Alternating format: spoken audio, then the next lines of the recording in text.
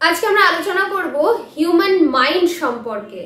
মন সম্পর্কে তো বিভিন্ন রকম আলোচনা নিজেদের মধ্যেও করি, অন্যের থেকে শুনিও, কিন্তু একজন সাইকোলজিস্ট মন সম্পর্কে, হিউম্যান মাইন্ড সম্পর্কে কটা অ্যাসপেক্ট দেখেছেন বা নিজে বিচার করেছেন, আজকে আমরা সেটা জানবো। তো human mind basically Sigmund Freud, যাকে আমরা মনোসমীক্ষকবাদী বলে জানি, তিনি এই হিউম্যান মাইন্ডকে দুটো অ্যাসপেক্ট থেকে দেখেছেন। নাম্বার 1 টোপোগ্রাফিক্যাল অ্যাসপেক্ট, যেটাকে আমরা ক্ষেত্রগত দিক বলি। নাম্বার 2 স্ট্রাকচারাল অ্যাসপেক্ট, যেটাকে আমরা গঠনগত দিক বলি।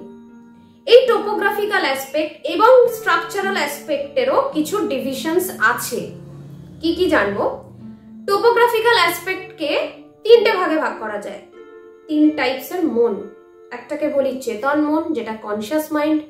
সেকেন্ড ইজ প্রাক চেতন মন, যেটাকে প্রি কনসিয়াস মাইন্ড বলি। And third is subconscious mind বা অবচেতন মন। তো এই তিনটে মাইন্ড, যেটা টোপোগ্রাফিক্যাল অ্যাসপেক্ট থেকে আমরা দেখলাম, এ সম্পর্কে বিস্তারিত আলোচনা করব। জেনে নেব আমরা স্ট্রাকচারাল অ্যাসপেক্ট থেকে তিনটে ভাগে কি কি হিউম্যান মাইন্ডকে ভাগ করা যায়। স্ট্রাকচারাল অ্যাসপেক্ট থেকে ফার্স্ট ইজ ইট, যেটাকে আমরা অদশ বলি। সেকেন্ড ইজ ইগো, যেটাকে আমরা অহম বলি। আর থার্ড ইজ সুপার ইগো, যেটাকে আমরা অধিশাস্তা স্তর বলি। এই হিউম্যান মাইন্ডের যে আমরা দুটো স্তরের মাঝখান থেকে যে ডিভিশনস গুলো দেখলাম, সেগুলো সম্পর্কে বিস্তারিত আমরা নিজেদের মাইন্ডকে আরো জানতে পারবো কিভাবে, তার একটা প্রসেস হচ্ছে ডিএমআইটি টেস্ট।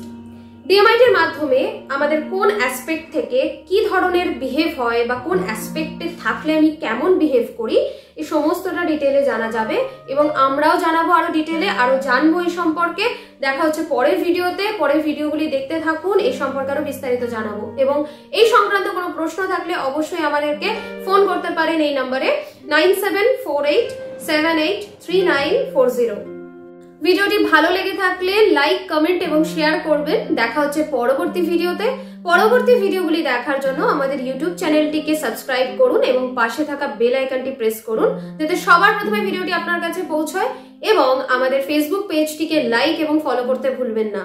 সকলকে অসংখ্য ধন্যবাদ।